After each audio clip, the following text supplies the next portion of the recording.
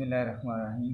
अस्सलाम वालेकुम। आज हम फर्स्ट ईयर फिज़िक्स का चैप्टर 4 स्टार्ट करेंगे और उसका first topic work done by a constant force को पढ़ेंगे। वर्क को हम दो लिहाज से देखते हैं, प्रैक्टिकल लाइफ के लिहाज से और फिज़िक्स के लिहाज से। प्रैक्टिकल लाइफ में वर्क को एक एग्जाम्पल से समझते हैं कि एक शख्स वाल के ऊपर, दीवार के ऊपर मुसलसल फोर्स लगाता है, लेकिन उस फोर्स की वजह से ये जो दीवार है ये डिस्प्लेसमेंट कवर नहीं करती, मूव नहीं करती। तो जब हम इस शख्स से पूछते हैं कि आप क्या कर रहे हैं, तो ये कहता है कि मैं वर्क कर रहा हूँ। प्रैक्टिकल लाइफ के लिहाज से तो इसकी बात ठीक हो गई कि ये वर्क कर रहा है। अगर हम फिज़िक्स के लिहाज से वर्क की डेफिनेशन करें तो वो यूं की जाती है कि जब हम किसी ऑब्जेक्ट के ऊपर फोर्स लगाते हैं तो वो ऑब्जेक्ट उस फोर्स के ज़ेरे असर, उस फोर्स की वजह से अपनी पोजीशन तब्दील करता है। यानी इस फोर्स के लगाने से वो ऑब्जेक्ट डिस्प्लेसमेंट कवर करता है। तो फोर्स के लगाने से अगर वो ऑब्जेक्ट डिस्प्लेसमेंट कवर करे तो उसको फिज़िक्स में वर्क का नाम दिया जाता है। तो उसका फार्मूला ये है W=F.D।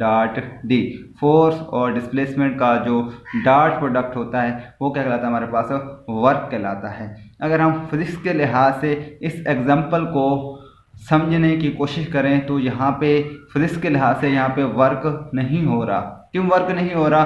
क्योंकि फोर्स के लगाने से ये जो ऑब्जेक्ट है, ये जो दीवार है, ये मूव नहीं कर रही।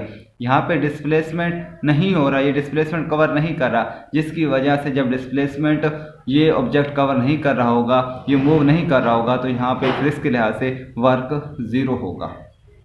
फोर्स को भी हम दो लिहाज से देखते हैं, एक कांस्टेंट फोर्स होती है और एक वेरिएबल फोर्स होती है। कांस्टेंट फोर्स कौन सी होती है? ऐसी फोर्स जिसका ना तो मैग्नीट्यूड तब्दील हो और ना ही उसकी सिम्मा तब्दील हो, डायरेक्शन तब्दील हो। ऐसी फोर्स को हम किसका नाम देते हैं? कांस्टेंट फोर्स का नाम देते हैं। और ऐसी फोर्स जिसका या तो मैग्नीट्यूड तब्दील हो रहा हो, यानी कि उसकी मिकदार तब्दील हो रही हो, या उसकी सिम्मा तब्दील हो रही हो, तो ऐसी फोर्स को हम वेरिएबल फोर्स का नाम देते हैं। फोर्स यहाँ पे ये जो कांस्टेंट फोर्स है इसकी एग्जांपल क्या है? 20 न्यूटन। यहाँ पे एक मिकदार फिक्स कर दी गई है और उसकी जो डायरेक्शन है वो भी फिक्स कर दी है। तो 20 न्यूटन की फोर्स जो है वो ईस्ट डायरेक्शन में लग रही है। ठीक है। अब अगर हम वेरिएबल फोर्स की एग्जांपल देखें तो यहाँ पे एक ऑब्जेक्ट है जो एक सर्कुलर फॉर्म में मूव कर रहा है। अब हर एक पॉइंट के ऊपर इस सर्कल में उस ऑब्जेक्ट की जो डायरेक्शन होती है वो तब्दील हो रही होती है। यहाँ पे इसकी डायरेक्शन इस सिमत में, यहाँ पे इसकी डायरेक्शन इस सिमत में, यहाँ पे इसकी डायरेक्शन इधर है और यहाँ पे इसकी डायरेक्शन इधर है। तो देखें, ऐसी फोर्स जिसकी या सिमत तब्दील हो रही हो या मैग्नीट्यूड तब्दील हो रहा हो, तो ऐसी फोर्स को हम किसका नाम देते हैं? वेरिएबल फोर्स का नाम देते हैं। वर्क की यहाँ पे डेफिनेशन लिखी हुई है, लेकिन हम यहाँ पे उसको एक डायग्राम की मदद से समझने की कोशिश करते हैं कि एक ट्राली है जिसके ऊपर हम फोर्स लगा रहे हैं। फोर्स की जो डायरेक्शन है वो इधर है, लेकिन ये बॉडी इस फोर्स के लगाने से डिस्प्लेसमेंट एक्सेस के अलॉन्ग कवर करता है। अगर हम इस फोर्स के कंपोनेंट ड्रा करें तो एक यहाँ पे टेंजेंट ड्रा करते हैं, एक लाइन ड्रा करते हैं। अब यहाँ पे फोर्स के दो कंपोनेंट बन गए, एक एक्सेस के अलॉन्ग जो कंपोनेंट उसको किसका नाम देते हैं? F cos theta. और एक वाई एक्सेस के अलॉन्ग वो हमारे पास क्या है? F sine theta. लेकिन यहाँ पे हम फोर्स का वो वाला कंपोनेंट लेंगे जो डिस्प्लेसमेंट के अलॉन्ग होगा। तो डिस्प्लेसमेंट के अलॉन्ग फोर्स का कौन सा कंपोनेंट है? F cos theta. तो यहाँ पे फोर्स क्या आएगी आपके पास? W=F.D। अब फोर्स का हमने कौन सा कंपोनेंट लिया है जो डिस्प्लेसमेंट के अलॉन्ग है? वो क्या है? F cos theta. तो यहाँ पे हम क्या लिखेंगे? एफ कॉस थीटा डॉट आपके पास क्या है? डी। तो यहाँ पे आप वर्क की तारीफ करें तो क्या बनती है? The product of magnitude of the displacement. आपने क्या करना है? डिस्प्लेसमेंट का मैग्नीट्यूड लेना है। डिस्प्लेसमेंट का यहाँ पे सिर्फ हमने मैग्नीट्यूड ले रखा है। And the component of force in the direction of displacement. और फोर्स का वो कंपोनेंट लेना है जो क्या हो? हमारे पास इस डिस्प्लेसमेंट की डायरेक्शन में हो। तो हमने यहाँ पे वही फोर्स का कंपोनेंट ले रखा है जो इस डिस्प्लेसमेंट की डायरेक्शन में था, एफ कॉस थीटा। इन दोनों का जो डॉट प्रोडक्ट होता है वो हमारे पास क्या कहलाता है? वर्क कहलाता है। अगर हम इसको लिखें एक सीधे लीनियर फॉर्म में तो एफ डी कॉस थीटा, ये क्या आ गया? वर्क का फार्मूला हो गया। Types of work. वर्क की 3 टाइप्स हैं, positive work, zero work, negative work. इसको हम देखते हैं। W=F.D। डॉट प्रोडक्ट खत्म करेंगे तो F D cos theta, theta 0 put करते हैं, जब 0 पुट करते हैं काज क्या आएगा 0 1 के बराबर होता है, तो एफ डब्ल्यू इक्वल क्या आएगा एफ डी। यहाँ पे हमारे पास जो वर्क आया वो क्या है पॉजिटिव वर्क आया है। अब यहाँ पे हम एंगल क्या पुट किया है थीटा 0, तो जो 0 है वो क्या है 90 से लेस है, तो मतलब जब आपका थीटा 90 से कम होगा तो आपका जो वर्क होगा वो क्या आएगा पॉजिटिव वर्क आएगा।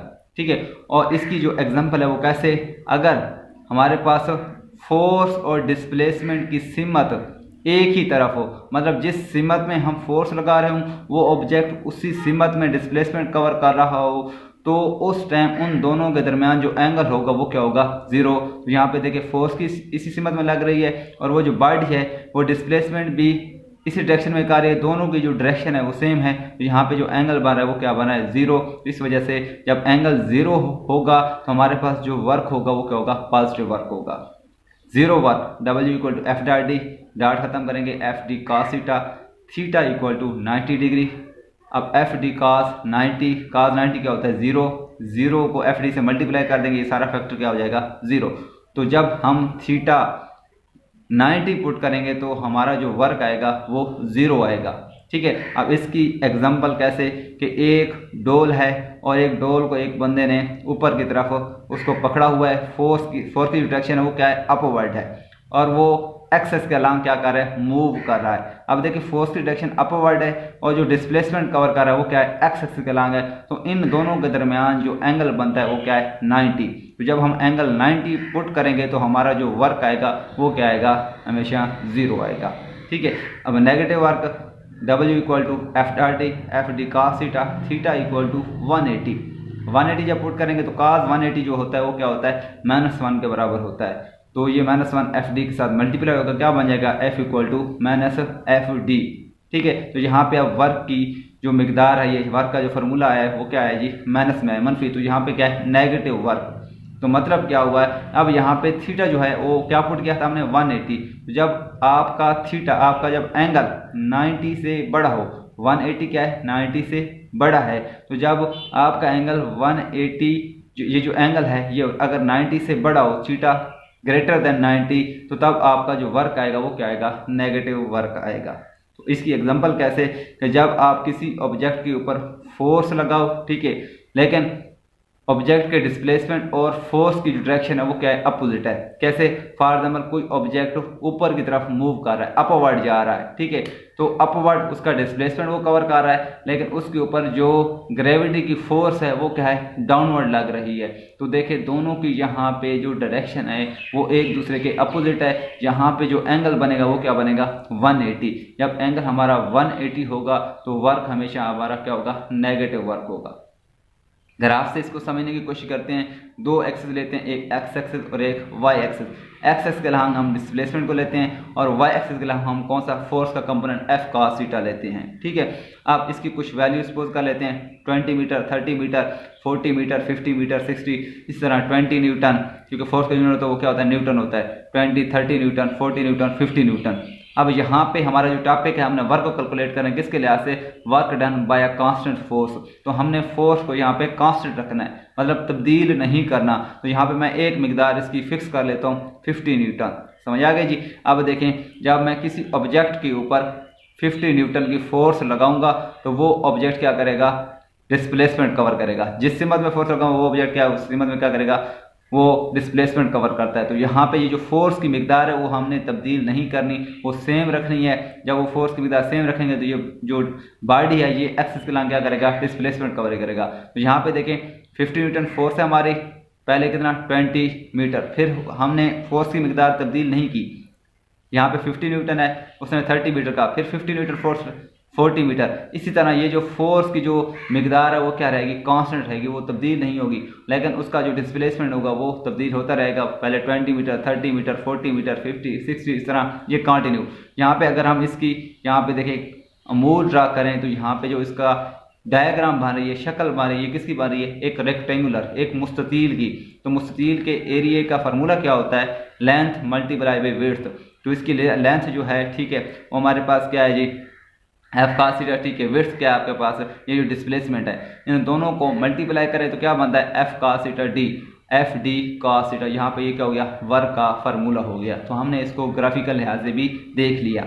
अब इसकी अगर यूनिट की बात करें, W equal to F dot D, force का यूनिट न्यूटन होता है, डिस्प्लेसमेंट का यूनिट या डिस्टेंस का यूनिट क्या होता है, मीटर होता है। तो वर्क का जो यूनिट हो गया वो क्या हो गया, न्यूटन मीटर, जहाँ हम इसे क्या बोलते हैं, जूल भी बोलते हैं। ठीक है, अब यहाँ पे क्या आएगा, अगर 1 जूल की डेफिनेशन करें तो इनके साथ 1 लगा दें, 1 जूल 1 न्यूटन 1 मीटर। ठीक है, कि जब हम किसी ऑब्जेक्ट के ऊपर 1 न्यूटन की फोर्स लगाएं और वो ऑब्जेक्ट 1 मीटर का डिस्प्लेसमेंट कवर करे, तब हमारे पास जो वर्क होगा वो क्या होगा, 1 जूल होगा। ठीक है, अब डायमेंशन कैसे होती है, डायमेंशन को लिखने के लिए सबसे पहले हमने चैप्टर 1 में डिस्कस किया था, उसका जो लास्ट टॉपिक है डायमेंशन एनालिसिस, वहाँ पे हमने इसको डिटेल से समझा था। W equal to F dot D formula. अब डायमेंशन को लिखने के लिए ज़रूरी होता है कि हम बड़ी ब्रैकेट यूज़ करते हैं, जिसको भी बड़ी ब्रैकेट के अंदर और इसको भी बड़ी ब्रैकेट के अंदर यूज़ किया जाता है। ठीक है, और डायमेंशन लिखने के लिए उसको कैपिटल अल्फ़ाबेट यूज़ किए जाते हैं। अब फोर्स जो होता है, फोर्स किसके बराबर होता है, ma के बराबर होता है। अब m क्या है, मैस है, उसको कैपिटल M लिखेंगे। एक्सलेशन की जो होती है हमारे पास डायमेंशन, वो क्या होती है, LT-2। इन दोनों को मल्टीप्लाई करेंगे, क्या बन जाएगा, MLT-2। तो इस फोर्स की जगह क्या आ जाएगा, MLT-2। देखिए यहाँ पे फोर्स की जगह मैंने क्या लिखा, MLT-2। और ये जो डिस्टेंस है, लंबाई लेंथ है, तो इसकी जगह मैंने क्या लिख दिया, कैपिटल L लिख दिया। समझ आ गई है। तो इन दोनों को जब मल्टीप्लाई करेंगे, m वैसे आएगा, L से L मल्टीप्लाई होगा, क्या बन जाएगा, L² T-2। ये इसकी क्या आ जाएगी, डायमेंशन आएगी किसकी, वर्क की। Thank you ji.